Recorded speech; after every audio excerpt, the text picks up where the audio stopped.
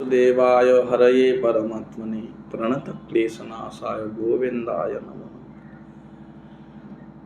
श्रीमद् भगवद गीता प्रथम अध्याय श्लोक 28-29।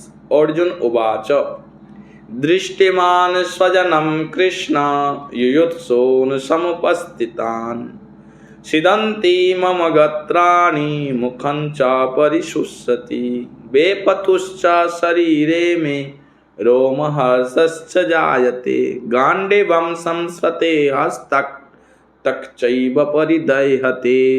अर्जुनः उवाच अर्जुन कहिलेन हे कृष्ण युयुत्सुन् युद्धार्थी इमान सजान सजनगण की अवस्थितान समवेत दृष्ट्वा देखिया मम गात्राणि सिदन्ति आमार शरीर अवसन्न हইতেছে च एवं मुखम परिशुष्यति मुख शुष्क हইতেছে मे शरीरे आमार शरीरेर बेपथुः च रोमहर्ष कम्प एवं रोमांच जायते हইতেছে हस्तात् हाथ हইতে गाण्डीवं संस्रते गाण्डीव खसिया पड़ितेছে च एवं त्वक परिदह्यते एव चर्म दग्ध हইতেছে। अर्जुन বলিলেন हे कृष्ण এই সজনগণকে যুদ্ধাবিলাসে সম্যক অবস্থিত দেখিয়া আমার অঙ্গ সকল অবসন্ন ও মুখ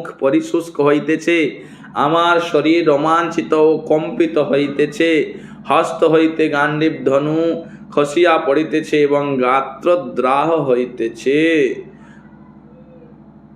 অর্জুন যখন সমস্ত সৈন্যদেরকে দেখলেন অর্থাৎ তার স্বজনগণকে দেখলেন, দেখে নিজে ভয়ে ভীত হলেন, মোহিত হয়ে গেলেন।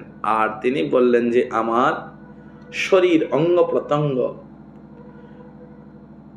রোমাঞ্চিত হচ্ছে এবং হাত হইতে ধনুষ্মান অর্থাৎ গাণ্ডীব ধনুষ খসে পড়ে যাচ্ছে, থরথর কাঁপতে থাকছে আর চর্ম শরীর জ্বলছে।